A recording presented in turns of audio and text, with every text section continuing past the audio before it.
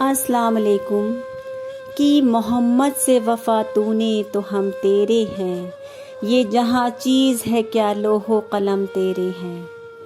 مکہ میں ایک یہودی رہتا تھا اور وہ حضور اکرم صلی اللہ علیہ وسلم سے سخت عداوت رکھتا تھا، اور اس کا ایک ہی بیٹا تھا جس سے وہ بے انتہا محبت کرتا تھا۔ تو ایک دن اس نے اپنے بیٹے کو کچھ سودا لینے بازار بھیجا۔ جب وہ لڑکا بازار سے گزر رہا تھا تو راستے میں اس کی نظر حضور اکرم صلی اللہ علیہ وسلم پر پڑی، اور آپ کی نظر اس لڑکے پر پڑی، اور آپ صلی اللہ علیہ وسلم کی نظر کا اثر اس لڑکے پر اتنا پڑا کہ وہ بے خود سا ہو گیا اور وہیں بیٹھ گیا۔ کافی وقت گزرنے کے بعد جب وہ لڑکا گھر واپس پہنچا تو اس کا باپ نہایت غصے میں تھا کہ اس نے اتنی دیر کیسے لگا دی۔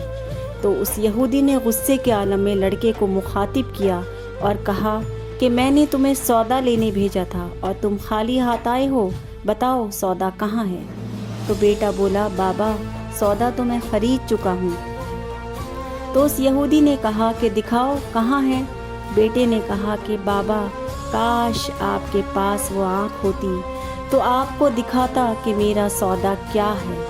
کچھ عرصے بعد وہ لڑکا سخت بیمار ہو گیا، اور جب وہ قریب المرگ ہوا تو اس کی خواہش پر وہ یہودی حضور اکرم صلی اللہ علیہ وسلم کی خدمت میں حاضر ہوا اور بولا کہ آپ جانتے ہیں کہ میں آپ سے سخت عداوت رکھتا ہوں اور مجھے آپ سے کوئی اتفاق نہیں ہے، لیکن میرا بیٹا آپ کا عاشق ہے اور وہ قریب المرگ ہے، اس کی آرزو ہے کہ وہ آپ کا دیدار کر لے۔ کیا یہ ممکن ہے کہ آپ اپنے دشمن کے گھر آ کر اپنے عاشق کی آخری خواہش پوری کر دیں؟ تو آپ صلی اللہ علیہ وسلم اپنے اصحاب کو لے کر اس یہودی کے گھر پہنچے۔ اس وقت اس لڑکے کی آنکھیں بند تھیں۔ آپ صلی اللہ علیہ وسلم نے اپنا دست مبارک اس کی پیشانی پر رکھا تو اس لڑکے نے اپنی آنکھیں کھول دی اور اس کے چہرے پر مسکراہٹ آ گئی۔ تو آپ نے اس سے فرمایا کہ کلمہ پڑھ لو۔ تو اس لڑکے نے کلمہ پڑھا اور کلمے کا نور اس کے اندر چلا گیا اور اس کی روح قفس انصری سے پرواز کر گئی۔ وہ یہودی انتہائی غمزدہ ہوا اور اسی حالت میں حضور سے بولا کہ یہ لڑکا اب میرا نہیں رہا، آپ اس کو لے جائیں اور اپنے طریقے سے اس کی تدفین کریں۔ چنانچہ صحابہ کرام نے اس کا جنازہ اٹھایا، اور جب اس لڑکے کو قبر میں اتارا گیا تو آپ صلی اللہ علیہ وسلم قبر کے اندر تشریف لے گئے اور اس کے لیے دعا کی۔